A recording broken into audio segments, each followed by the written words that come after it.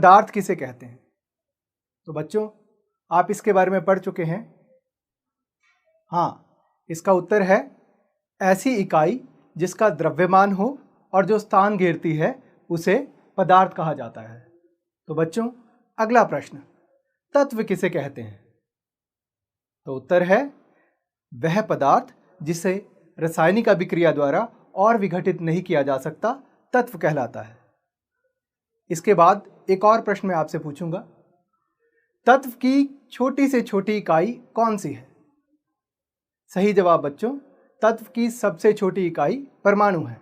एक संयोजन के नियम, परमाणु क्या होता है, तत्वों के प्रतीक, परमाणु द्रव्यमान, अणु क्या हैं, आयन क्या होता है, रासायनिक सूत्र, आणविक द्रव्यमान, मोल संकल्पना। बच्चों, सबसे पहले हम रासायनिक संयोजन के नियम के बारे में जानेंगे। रासायनिक संयोजन का अर्थ है तत्वों में आपसी संयोजन। जब तत्वों का आपसी संयोजन होता है तो क्या होता है, इसको समझने के लिए हम दो महत्वपूर्ण नियमों को सत्यापित करेंगे। रासायनिक संयोजन के नियम, द्रव्यमान संरक्षण का नियम, स्थिर अनुपात का नियम। अब हम द्रव्यमान संरक्षण के नियम के बारे में जानेंगे।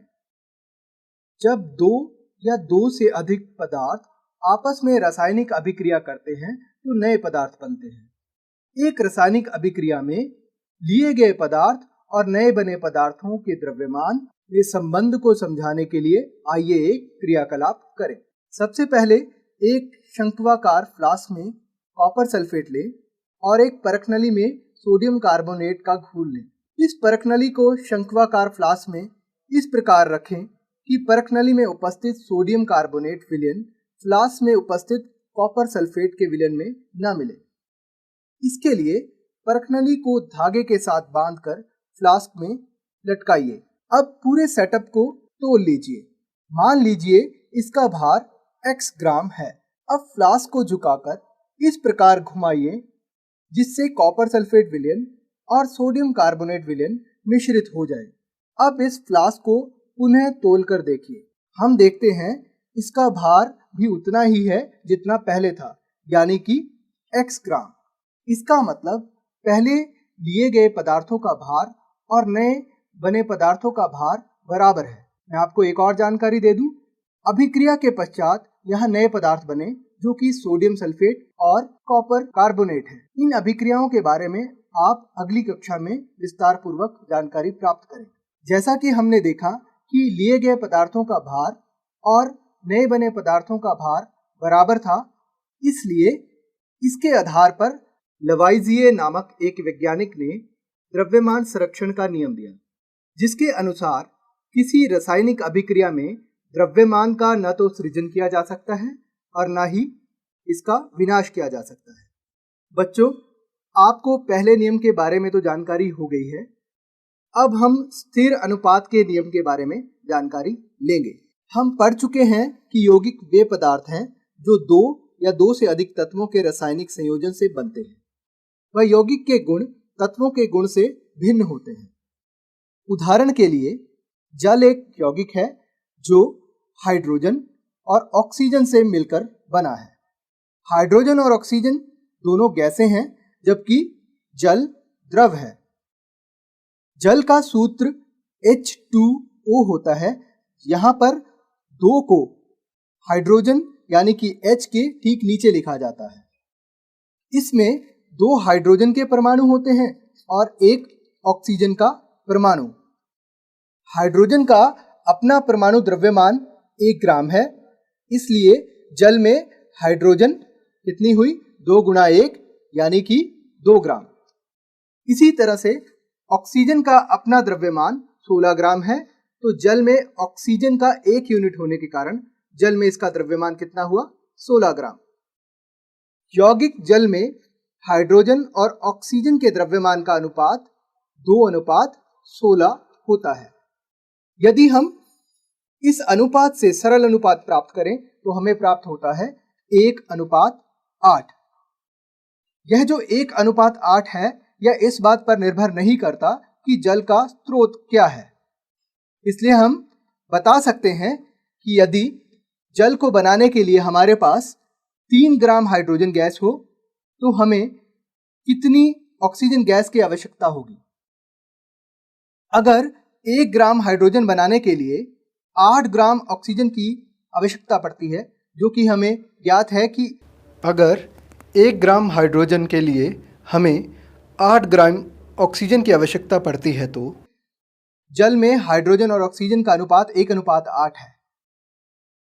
तो 3 ग्राम हाइड्रोजन के लिए हमें 24 ग्राम ऑक्सीजन की आवश्यकता पड़ेगी, क्योंकि 3 गुणा 8 होते हैं 24। इसी प्रकार एक और उदाहरण लेते हैं जिसका सूत्र है NH3। इसे अमोनिया कहा जाता है। यह नाइट्रोजन और हाइड्रोजन से मिलकर बना है। इसमें नाइट्रोजन और हाइड्रोजन का द्रव्यमान का अनुपात 14:3 है। इन उदाहरणों के आधार पर प्राउस्ट नामक वैज्ञानिक ने स्थिर अनुपात का नियम दिया, जिसके अनुसार किसी भी यौगिक में तत्व हमेशा एक निश्चित द्रव्यमान के अनुपात में मौजूद होते हैं। बच्चों, अभी अभी आपने द्रव्यमान संरक्षण का नियम और स्थिर अनुपात के नियम के बारे में जानकारी प्राप्त की। वैज्ञानिकों का अभी भी यह जानना था कि इन नियमों को किस प्रकार तर्कसंगत रूप से प्रस्तुत किया जाए। इसके लिए जॉन डाल्टन नामक एक वैज्ञानिक ने एक सिद्धांत प्रस्तुत किया, जिसे डाल्टन का सिद्धांत कहा जाता है। इस सिद्धांत के अंतर्गत इन दोनों नियमों की तर्कसंगत व्याख्या दी गई। ये सिद्धांत इस प्रकार है। सभी द्रव्य, चाहे तत्व, यौगिक या मिश्रण, सभी छोटे छोटे कणों से मिलकर बनते हैं, जिन्हें परमाणु कहा जाता है। परमाणु अविभाज्य सूक्ष्मतम कण होते हैं, जो रासायनिक अभिक्रिया में न तो सृजित होते हैं और न ही उनका विनाश होता है। दिए गए तत्व के सभी परमाणुओं के द्रव्यमान, आकार एवं रासायनिक गुणधर्म समान होते हैं। भिन्न भिन्न तत्वों के परमाणुओं के द्रव्यमान, आकार एवं रासायनिक गुणधर्म भिन्न भिन्न होते हैं। भिन्न भिन्न तत्वों के परमाणु परस्पर छोटी पूर्ण संख्या के अनुपात में संयोग कर यौगिक निर्मित करते हैं। किसी भी यौगिक में परमाणुओं की सापेक्ष संख्या एवं प्रकार निश्चित होते हैं। बच्चों, अब प्रश्न है कि परमाणु क्या होते हैं। सभी द्रव्यों की रचनात्मक इकाई परमाणु होती है। परमाणु बहुत छोटे होते हैं। हमारा पूरा विश्व ही परमाणुओं से बना है। हम जो कुछ भी आसपास देखते हैं, सभी परमाणुओं द्वारा निर्मित है। हम आधुनिक तकनीकों की सहायता से तत्वों की सतह को आवर्धित प्रतिबिंबों को दिखा सकते हैं, जिनमें उपस्थित परमाणु स्पष्ट दिखाई देते हैं। बच्चों, अब हम परमाणुओं के संकेतों को देखेंगे। आप यहाँ देख पा रहे हैं कि एक तरफ तत्व लिखे हैं और दूसरी ओर उनके प्रतीक, जैसे कि एल्युमिनियम। एल्युमिनियम का प्रतीक लिखा है AL। आर्गन, आर्गन का प्रतीक लिखा है AR। बेरियम, बेरियम का प्रतीक लिखा है BA। बोरॉन, बोरॉन का प्रतीक लिखा है B। इसी प्रकार क्लोरीन के लिए Cl, हाइड्रोजन के लिए H, नाइट्रोजन के लिए N इत्यादि। आप देखते हैं कि अधिकतर नाम जैसे बोले जा रहे हैं, वैसे ही उनके प्रतीक लिखे गए हैं, और ये अंग्रेजी नामों के प्रथम अक्षर तथा बाद में आने वाले अक्षर को संयुक्त करके बनते हैं। प्रतीक का पहला अक्षर सदैव बड़ा यानी कि कैपिटल और दूसरा छोटा लिखा जाता है, यानी कि स्मॉल। यहाँ पर तत्वों के कुछ प्रतीक ऐसे भी हैं जो कि थोड़े अलग हैं, जैसे कि आयरन के लिए Fe, सोडियम के लिए Na और पोटेशियम के लिए K। ये इनके नामों से थोड़े से भिन्न हैं। तत्वों के कुछ प्रतीक लैटिन, जर्मन या ग्रीक भाषाओं से लिए गए हैं, जैसे कि लोहे के प्रतीक को लैटिन भाषा से लिया गया है। लैटिन भाषा में लोहे को फेरम कहा जाता है, इसी कारण इसका प्रतीक Fe है। सोडियम को नेट्रियम कहा जाता है, इसलिए इसका प्रतीक Na है। इसी प्रकार पोटेशियम को कैलियम कहा जाता है, इसलिए इसका प्रतीक K है। इस प्रकार से सभी प्रतीकों को उनके तत्वों के अनुसार बनाया गया है। इन सभी प्रतीकों की स्वीकृति international union of pure and applied chemistry द्वारा प्रदान की गई है। बच्चों, आप सभी को ये सभी संकेत उनके तत्वों के नाम के सहित याद रखने हैं। बच्चों, अब हम परमाणु द्रव्यमान के बारे में जानकारी प्राप्त करेंगे। क्या हम अकेले परमाणु का द्रव्यमान माप सकते हैं? क्या ऐसा करने के लिए हमारे पास कोई भारोत्तोलक है, यानी कि कोई ऐसी वेइंग मशीन? आओ इन प्रश्नों के उत्तर जानते हैं। मान लीजिए हमारे पास दो चीजें हैं, ए और बी। हमें यह ज्ञात है कि ए का द्रव्यमान 12 किलोग्राम है, लेकिन हमें बी का द्रव्यमान नहीं पता और हमने यह पता करना है। परंतु प्रश्न यह है कि हम इसे कैसे पता कर सकते हैं? इसके लिए हमारे पास एक भारोत्तोलक है। हम ए और बी को भारोत्तोलक के दोनों तरफ रखकर देखते हैं। यह स्पष्ट है कि ए बी से भारी है, इसलिए अगर बी का द्रव्यमान पता करना है तो हमें ए में से कुछ चीज छोटी करनी पड़ेगी या फिर ए को हमें छोटा करना पड़ेगा। इसलिए मान लेते हैं हम ए को 6 हिस्सों में काट लेते हैं। अब हम बी का द्रव्यमान और ए के हिस्से के द्रव्यमान की तुलना करेंगे। अब भी हम देखते हैं कि बी का द्रव्यमान ए के द्रव्यमान से कम है। इसका अर्थ है कि हमें अभी ए के और भी छोटे भाग करने की आवश्यकता है। मान लीजिए इसके लिए हम ए के 12 हिस्से कर लेते हैं। इसका अर्थ है ए का हर हिस्सा 1 किलोग्राम के बराबर हो गया, क्योंकि ए का कुल द्रव्यमान 12 किलोग्राम था।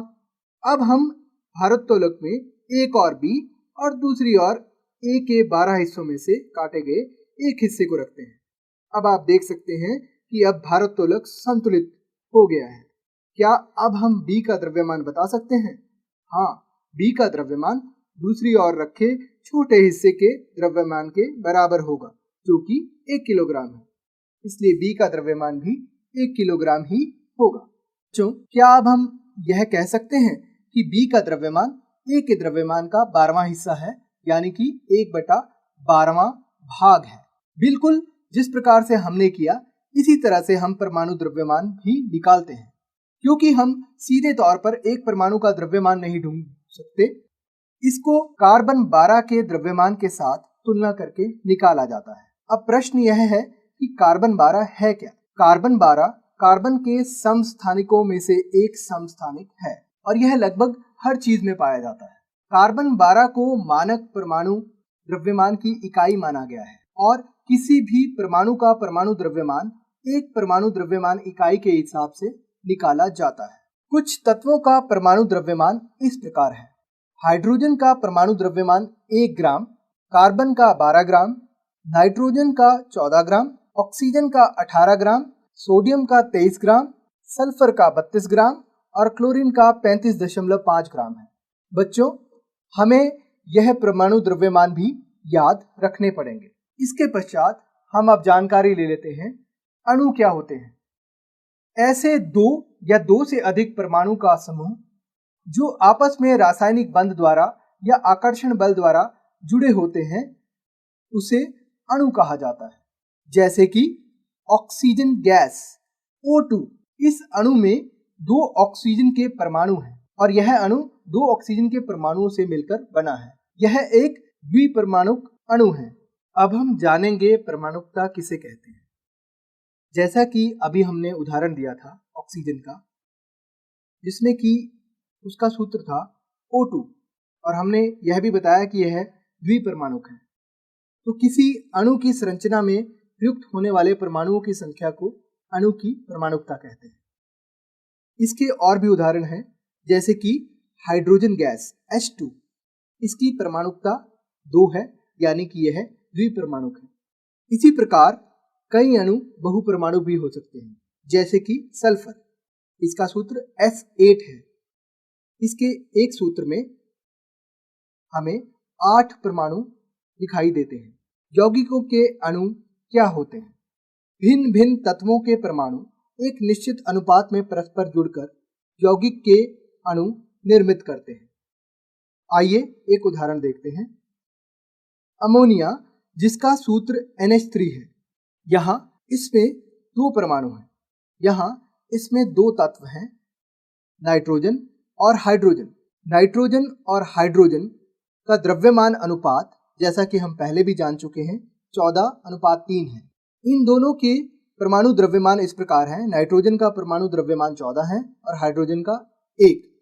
इसके पश्चात हम द्रव्यमान अनुपात को परमाणु द्रव्यमान से भाग दे के देखते हैं। तो यहाँ द्रव्यमान अनुपात इसके लिए 14 है और वहाँ परमाणु द्रव्यमान 14 है, तो 14/14 कितना है? 1। तो नाइट्रोजन के लिए इसका मान आता है 1। हाइड्रोजन के लिए द्रव्यमान अनुपात को परमाणु द्रव्यमान से भाग देंगे तो 3/1 यानी कि 3 ही आ जाएगा। तो यहाँ पर सरलतम रूप में देखें तो यह अनुपात 1:3 है। इसी कारण जो आप सूत्र देख पाते हैं उसमें नाइट्रोजन का 1 परमाणु और हाइड्रोजन के 3 परमाणु हैं। आइए एक और उदाहरण देखते हैं। यहाँ हमारे पास तत्व जो दिए गए हैं वो है कार्बन और ऑक्सीजन। इनका द्रव्यमान अनुपात अगर कार्बन डाइऑक्साइड में देखा जाए तो 3:8 है, क्योंकि कार्बन का द्रव्यमान 12 है और ऑक्सीजन का अपना द्रव्यमान 16 है।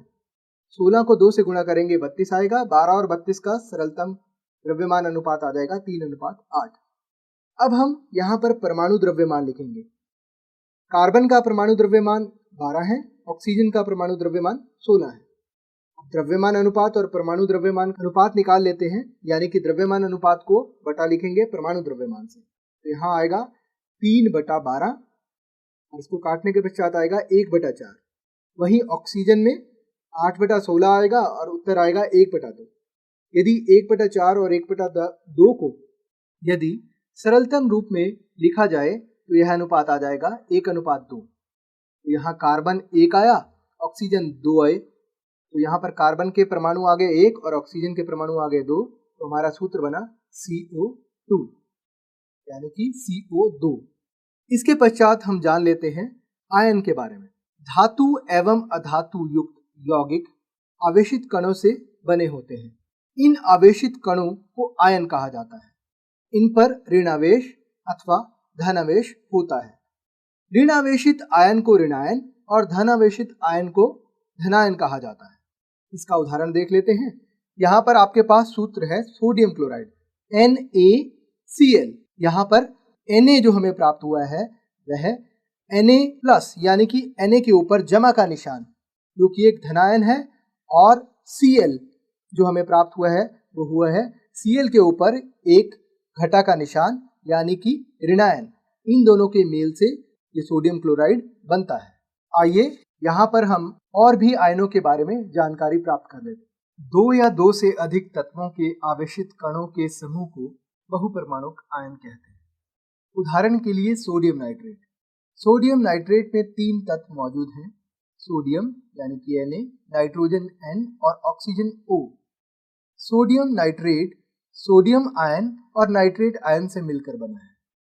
सोडियम आयन को Na+ द्वारा दर्शाया जाता है और नाइट्रेट आयन को NO3 के ऊपर घटा का निशान NO3- द्वारा दर्शाया जाता है। यहाँ NO3- को देखा जाए तो इसमें नाइट्रोजन और ऑक्सीजन 2 तत्व हैं, इसलिए यह बहुपरमाणुक आयन का उदाहरण है। अब आप देख पा रहे हैं यहाँ पर आयन के नाम, संकेत और संयोजकता दी गई है।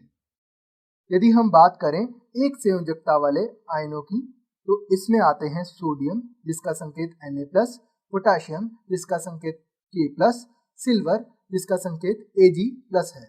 अगर देखें तो ये सभी की सभी धातुएं हैं। हाइड्रोजन को छोड़कर सभी अधातुएं ऋणात्मक आयन बनाती हैं। हाइड्रोजन धनात्मक और ऋणात्मक दोनों आयन बना सकता है। हाइड्रोजन का धनात्मक आयन हाइड्रोजन आयन कहलाता है, जिसका सूत्र है या संकेत है H+। ऋणात्मक आयनों की बात करें तो एक संयोजकता वाले ऋणात्मक आयन है क्लोराइड Cl-, Cl के ऊपर घटा का निशान, ब्रोमाइड Br के ऊपर घटा का निशान। इसी के साथ साथ बहुपरमाणुक आयन हाइड्रोक्साइड OH के ऊपर घटा का निशान, ये भी संयोजकता 1 वाला है। इसी के साथ नाइट्रेट को NO3 के ऊपर घटा का निशान। आइए अब देखते हैं 2 संयोजकता वाले आयनों को। यहाँ पर दर्शाए गए हैं magnesium Mg2+, calcium ion Ca2+, zinc ion Zn2+, iron यानी कि इसे फेरस के नाम से जाना जाता है, Fe के ऊपर 2+, कॉपर Cu2+, ऋणात्मक आयनों में दो संयोजकता वाले हैं, ऑक्साइड O के ऊपर 2 नेगेटिव, सल्फाइड S के ऊपर 2 नेगेटिव, सल्फेट SO4 के ऊपर 2 नेगेटिव, कार्बोनेट CO3 ऊपर 2 नेगेटिव। इसी के साथ 3 संयोजकता वाले आयन भी हैं, एल्यूमिनियम आयन जिसे दर्शाया जाता है Al के ऊपर 3 और प्लस यानी कि Al3+। यहाँ पर आयरन को यानी कि लोहे को दर्शाया गया है Fe3+ के साथ। हमने पहले भी देखा था कि ये इसका 2 संयोजकता वाला आयन भी होता है जिसे Fe2+ लिखा जाता है, उसे फेरस कहा जाता है और Fe3+ को फेरिक कहा जाता है। इसी के साथ ऋणात्मक संयोजकता 3 वाले जो आयन हैं वो हैं नाइट्राइड जिसे लिखा जाता है N के ऊपर 3 का घटा का निशान, और फॉस्फेट PO4 3 घटा का निशान। बच्चों, ये सभी संकेत हमें याद करने हैं। इन संकेतों को याद करने के पश्चात आप किसी भी यौगिक का रासायनिक सूत्र आसानी से लिख पाएंगे। किसी भी यौगिक के रासायनिक सूत्र को लिखने के लिए उसमें मौजूद तत्वों की 2 गुणों के बारे में पता होना चाहिए। एक तो तत्वों के संकेत जैसे कि ऑक्सीजन के लिए O, हाइड्रोजन के लिए H, और दूसरा तत्वों की संयोजकता अथवा उनके आयनों का ज्ञान। बच्चों, अब हम सरल यौगिक के सूत्र के बारे में अच्छे से जानकारी प्राप्त करेंगे। यौगिक में एक से ज्यादा तत्व होते हैं। मान लेते हैं किसी यौगिक में 2 तत्व हैं जो कि हैं A और B। A की संयोजकता X है और B की संयोजकता Y है। इनकी संयोजकताओं को क्रॉस करके सूत्र बनेगा। हम A की संयोजकता यानी कि X A के नीचे लिखेंगे, B की संयोजकता उसके नीचे यानी कि Y उसके नीचे लिखेंगे। अब हम क्रॉस करते हैं तो हम पाते हैं कि सूत्र बनता है AYBX। A के नीचे Y लिखेंगे और B के नीचे X लिखेंगे। इसको उदाहरण के सहित समझते हैं। यहाँ पर हमारे पास उदाहरण है मैग्नीशियम क्लोराइड का। मैग्नीशियम को जैसा कि हमने पहले देखा था Mg2+ के साथ दर्शाया जाता है मैग्नीशियम आयन को, और क्लोराइड आयन को दर्शाया जाता है Cl के ऊपर घटा के निशान से। इन्हें इस प्रकार से लिखेंगे, पहले लिखते हैं Mg, उसके साथ लिखते हैं Cl, और Mg के ठीक नीचे लिखेंगे 2+, और क्लोराइड के ठीक नीचे लिखेंगे 1 नेगेटिव। अब आप देख पा रहे हैं मैग्नीशियम के नीचे 2 है और क्लोरीन जो है उसके नीचे 1 लिखा है। तो अब हम क्रॉस कर देंगे इनको। क्रॉस करने पर Mg के साथ 1 आ जाएगा और Cl के साथ 2 आ जाएगा। 1 को हम हटा लेते हैं क्योंकि Mg 1 है तो 1 ही रहेगा, उसको लिखने की आवश्यकता नहीं है। तो हम लिख पाएंगे MgCl2, यानी कि मैग्नीशियम क्लोराइड का सूत्र है MgCl2। इसी प्रकार हम एक और उदाहरण लेते हैं सोडियम कार्बोनेट का। सोडियम का आयन है उसका संकेत आप जानते हैं Na+, और कार्बोनेट आयन का संकेत भी आप जानते हैं CO3 के ऊपर 2 घटा। अब हम इस प्रकार से लिखेंगे, पहले लिख लेते हैं Na के नीचे लिखेंगे 1 जमा, फिर लिख लेते हैं कार्बोनेट को CO3, उसके नीचे लिखेंगे 2 घटा। अब Na के नीचे 1 है और CO3 के नीचे 2 है। अब हम जब क्रॉस करेंगे तो लिखेंगे Na के नीचे 2।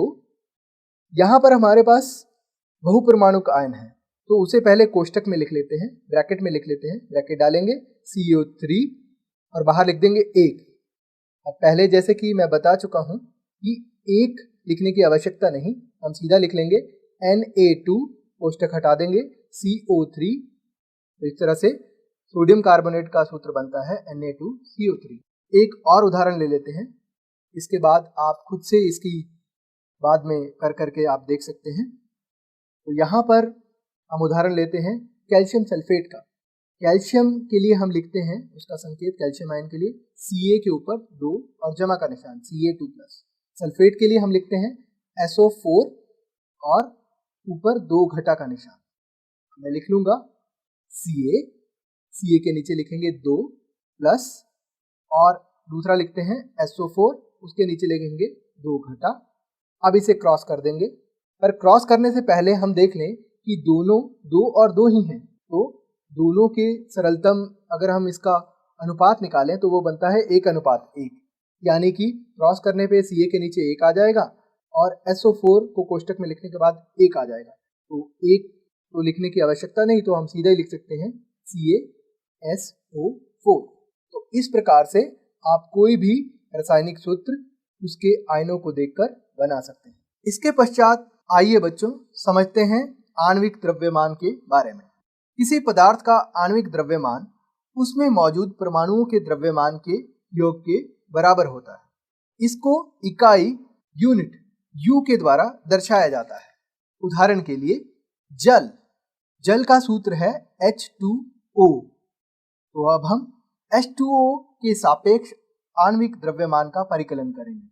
इसमें हाइड्रोजन के परमाणु का द्रव्यमान होता है, हम जानते हैं, 1 इकाई यानी कि 1 U, और ऑक्सीजन के परमाणु का द्रव्यमान होता है 16 U।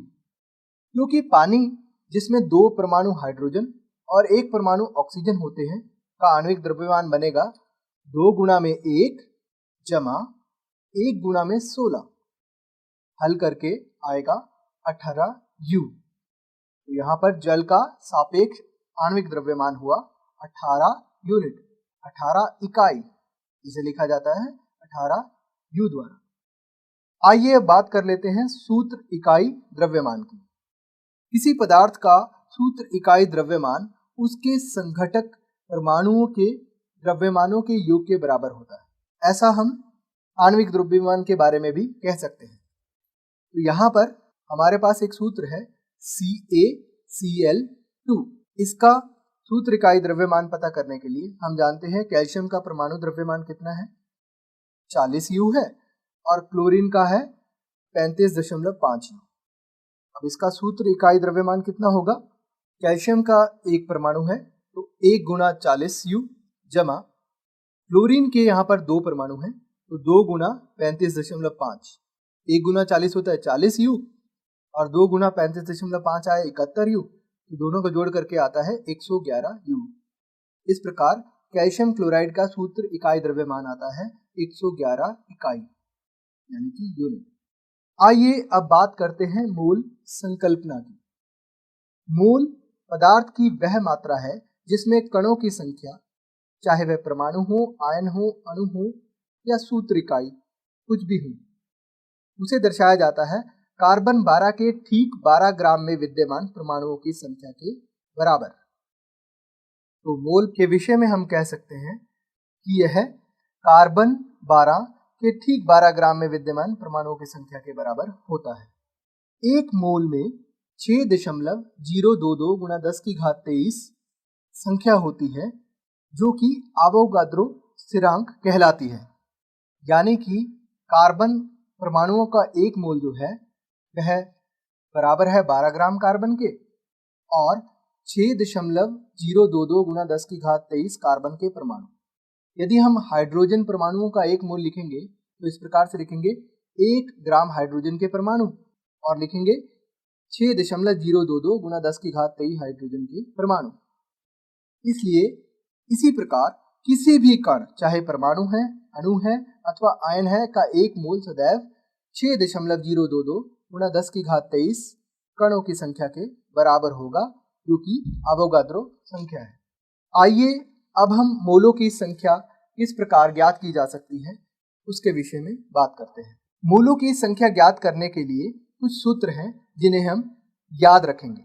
सबसे पहले यदि द्रव्यमान से मोलों की संख्या ज्ञात करनी है तो उसके लिए सूत्र है मोलों की संख्या बराबर दिया गया द्रव्यमान बटा मोलर द्रव्यमान। इसी प्रकार कणों की संख्या के लिए सूत्र है मोलों की संख्या बराबर कणों की संख्या बटा आवोगाद्रो संख्या। इन सूत्रों को याद रखने के लिए हम इन सूत्रों को सरल बनाएंगे। तो यहाँ पर हम मान लेते हैं जो मोलों की संख्या है वह है बराबर n के, छोटा n, इंग्लिश का स्मॉल लेटर n। जो मोलर द्रव्यमान है उसे हम लिखेंगे कैपिटल M के द्वारा, और जो द्रव्यमान है चाहे दिया गया है चाहे ज्ञात करना है उसे लिखेंगे स्मॉल m के द्वारा। कणों की संख्या चाहे परमाणु की है, अणुओं की है, किसी की भी संख्या है, हम कणों की संख्या को दर्शाएंगे बड़े एन के द्वारा यानी कि कैपिटल एन, और आवोगाद्रो संख्या को दर्शाएंगे। आवोगाद्रो की संख्या को लिखने के लिए हम लिखेंगे एन के नीचे 0, एन नॉट कहा जाता है इसे। इस प्रकार से यदि मोलों की संख्या ज्ञात करनी हो तो हमारे पास दो सूत्र आ जाते हैं। मोलों की संख्या द्रव्यमान से निकालने के लिए सूत्र आएगा n बराबर छोटा m बटा बड़ा M, और कणों की संख्या से मोलों की संख्या ज्ञात करनी हो तो सूत्र आएगा n बराबर n जो कि बड़ा है बटा n नॉट, बड़ा N उसके नीचे 0। तो बच्चों इन सूत्रों को याद रखना है। आइए इन सूत्रों पर आधारित प्रश्नों को हल करते हैं। पहला प्रश्न है मोलों की संख्या का परिकलन कीजिए।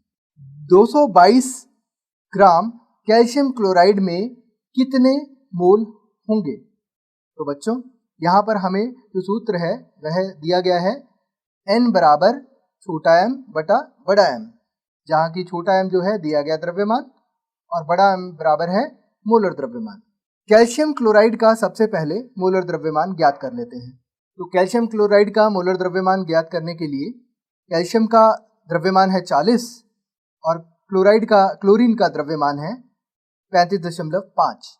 तो 40 जमा 35.5 गुणा 2 यानी कि आया 40 जमा 71 बराबर आ जाता है 111 ग्राम। यहाँ पर हमारे पास कैल्शियम क्लोराइड का जो द्रव्यमान आया है मोलर द्रव्यमान वह है 111 ग्राम। दिया हुआ द्रव्यमान छोटा m जो कि है 222 ग्राम। तो सूत्र है n बराबर छोटा m बटा बड़ा M। छोटे m की जगह भर देते हैं 222 और बड़े m की जगह भर देते हैं 111।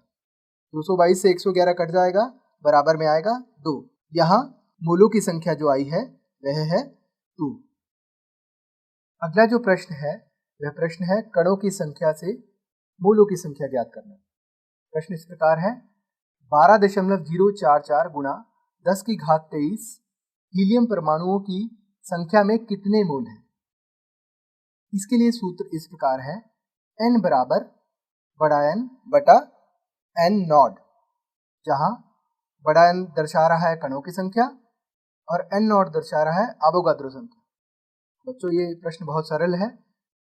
जो दिए गए कणों की संख्या कितनी है? परमाणुओं की संख्या 12.044 गुणा 10 की घात 23 जो कि n को बड़े n को दर्शा रहा है, और n नॉट के बारे में तो हम जानते ही हैं, आवोगाद्रो संख्या जो कि है 6.022 गुणा 10 की घात 23। यहाँ सूत्र में भरने पर n बराबर आ जाएगा 12.044 गुणा 10 की घात 23 बटा में 6.022 गुणा 10 की घात 23। इनको काटने पर उत्तर प्राप्त होगा 2, यानी कि 12.044 गुणा 10 की घात 23 हीलियम परमाणुओं की संख्या में जो मोल है वो है 2। आइए अब द्रव्यमान ज्ञात करने के लिए सूत्र क्या क्या है उसके बारे में जान लेते हैं। यदि हमें मोलों की संख्या दी गई हो तो द्रव्यमान ज्ञात करने के लिए जो सूत्र है वह है छोटा m बराबर n गुणा में m, यानी कि जो द्रव्यमान ज्ञात करना है वह बराबर है मोलों की संख्या गुणा मोलर द्रव्यमान। यदि कणों की संख्या दी गई है तो सूत्र है छोटा m बराबर बड़ा N बटा n नॉट गुणा में m, यानी कि जो द्रव्यमान जो आएगा वो बराबर होगा कणों की संख्या बटा आवोगाद्रो संख्या गुणा मोलर द्रव्यमान। आइए इस पर आधारित कुछ प्रश्नों को हल करते हैं।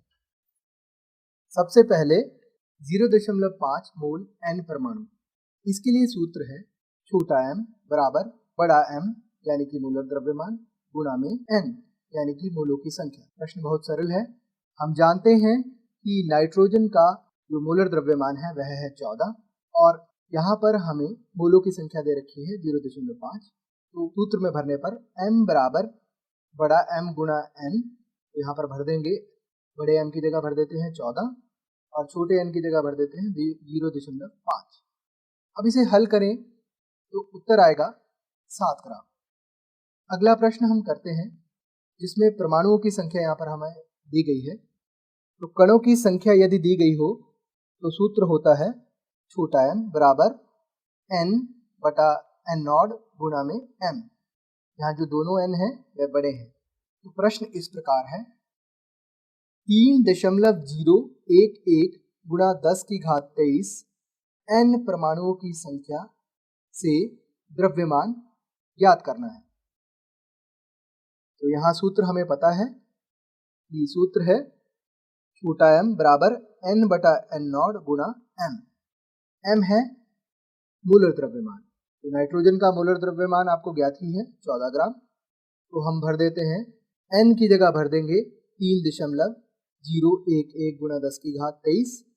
n नॉट की जगह हम भर देते हैं, जो कि एवोगाद्रो संख्या है, 0.022 गुणा 10 की घात 23 और बड़े m की जगह भर देते हैं 14 मोलर द्रव्यमान। अब ये 10 की घात 23 से 10 की घात 23 कट गया और 3.011 और 6.022 कट जाएंगे, आ जाएगा 1/2 और गुणा में है 14, तो 14 से 2 और 14 आपस में कट जाएंगे तो आ जाएगा 7 ग्राम। तो इस प्रकार हमें ज्ञात हो गया कि 3.011 गुणा 10 की घात 23 नाइट्रोजन परमाणुओं की संख्या में जो द्रव्यमान है वह है 7 ग्राम। अब इसके पश्चात हम कणों की संख्या ज्ञात करने के लिए किस प्रकार के सूत्र हैं वह देखते हैं। यदि मोलों की संख्या दी गई हो तो कणों की संख्या ज्ञात करने के लिए जो सूत्र है, कणों की संख्या बराबर है मोलों की संख्या गुणा में एवोगाद्रो संख्या, यानी कि बड़ा N बराबर छोटा n गुणा n नॉट। यदि द्रव्यमान दिया गया हो तो सूत्र है कणों की संख्या बराबर दिया गया द्रव्यमान बटा मोलर द्रव्यमान गुणा में एवोगाद्रो संख्या, यानी कि बड़ा N जो है वो बराबर आएगा छोटा m बटा बड़ा M गुणा n नॉट। तो इन सूत्रों पर आधारित प्रश्न अब हम हल करेंगे। इस पर आधारित जो पहला प्रश्न है वह है 46 ग्राम सोडियम परमाणु में कणों की संख्या का परिकलन कीजिए। सूत्र हमें ज्ञात है n बराबर m बटा m गुणा में n नॉट। यहाँ की ऊपर जो लिखा गया है तो छोटा m है और जो नीचे लिखा गया है बड़ा M। दिया गया द्रव्यमान बटा मोलर द्रव्यमान गुणा में एवोगाद्रो संख्या n नॉट। यहाँ पर हम भर लेंगे जो मान है। छोटे m की जगह यहाँ पर दिया गया है द्रव्यमान 46 ग्राम, वो भर देते हैं। बड़ा M जो है वो मोलर द्रव्यमान है, सोडियम का मोलर द्रव्यमान 23 होता है, वो भर देते हैं और गुणा में एवोगाद्रो संख्या 6.022 गुणा 10 की घात 23। इसको काटेंगे, 23 गुना 46 2 आ गया और 2 से गुणा करेंगे 6.022 को तो आ जाएगा 12.044 गुणा 10 की घात 23। तो यहाँ पर हमें परमाणुओं की संख्या ज्ञात हो गई। और यदि मोलों की संख्या से कणों की संख्या ज्ञात करनी हो तो उसके लिए सूत्र है बड़ा N बराबर छोटा n गुणा में n नॉट, यानी कि कणों की संख्या बराबर है मोलों की संख्या गुणा में एवोगाद्रो संख्या। तो प्रश्न इस प्रकार है 0.1 मोल कार्बन परमाणु में कणों की संख्या ज्ञात कीजिए। तो यहाँ पर मोलों की संख्या है 0.1, एवोगाद्रो संख्या आप जानते ही हैं, तो सूत्र में भरेंगे n बराबर n गुणा में n नॉट। तो n की जगह भर देते हैं छोटे n की जगह 0.1 और n नॉट की जगह भर देते हैं 6.022 गुणा 10 की घात 23। जब इसे हल करेंगे तो उत्तर आएगा 6.022 गुणा 10 की घात 22। तो इस प्रकार से इस पर आधारित प्रश्न हम हल कर सकते हैं। बच्चों, आप सभी को ये सूत्र याद रखने होंगे, फिर आप कोई भी प्रश्न हल कर पाएंगे। बच्चों, आइए अब हमने अभी तक जो पढ़ा है उसकी दोहराई कर लेते हैं। किसी यौगिक का रासायनिक सूत्र उसके सभी संघटक तत्वों तथा संयोग करने वाली सभी तत्वों के परमाणुओं की संख्या को दर्शाता है। मोल पदार्थ की वह मात्रा है जिसमें कणों की संख्या कार्बन 12 के ठीक 12 ग्राम में विद्यमान परमाणुओं की संख्या के बराबर होती है। आओ बच्चों, कुछ प्रश्नों का अभ्यास कर लेते हैं। सबसे पहले कार्बन डाइऑक्साइड, जिसका सूत्र CO2 है, में कार्बन और ऑक्सीजन O के द्रव्यमान का अनुपात क्या होगा? इसका सही जवाब है 3:8, क्योंकि कार्बन का परमाणु द्रव्यमान जो है वो 12 है और ऑक्सीजन का 16 है। तो कार्बन यहाँ पर एक है, एक परमाणु है, तो उसके लिए लिख लेते हैं 12। ऑक्सीजन 2 परमाणु है, इसलिए उसके लिए लिख लेते हैं 16 गुणा 2 32। तो 12:32 को अगर हम सरलतम रूप में लिखें तो आता है 3:8। अगला प्रश्न, क्लोरीन और मैग्नीशियम का संकेत बताइए। सही जवाब है क्लोरीन का संकेत है Cl, जिसमें C बड़ा है और L छोटा। मैग्नीशियम का संकेत है Mg, जिसमें M बड़ा है और G छोटा है। अगला प्रश्न, कैल्शियम कार्बोनेट का सूत्र इकाई द्रव्यमान ज्ञात करना है। यदि कैल्शियम का परमाणु द्रव्यमान 40 हो, कार्बन का 12 और ऑक्सीजन का 16, तो यहाँ पर इस प्रकार से ज्ञात करेंगे हम। कैल्शियम की जगह भर देते हैं 40U, कार्बन की जगह 12, 40 जमा 12 जमा ऑक्सीजन का है 16U, तो 3 गुणा 16। अब हल करने पर आएगा 40 जमा 12 जमा 48, कितना आ गया? ये आ गया हमारे पास 100 इकाई। बच्चों बताइए कैल्शियम क्लोराइड का सूत्र क्या होगा? मैं आपको इसमें मदद कर देता हूँ। कैल्शियम जो है उसके लिए जो संकेत है कैल्शियम आयन के लिए वो है Ca2+, और क्लोराइड के लिए जो संकेत है वह है Cl के ऊपर घटा का निशान। तो सोचिए और बताइए। सही जवाब CaCl2।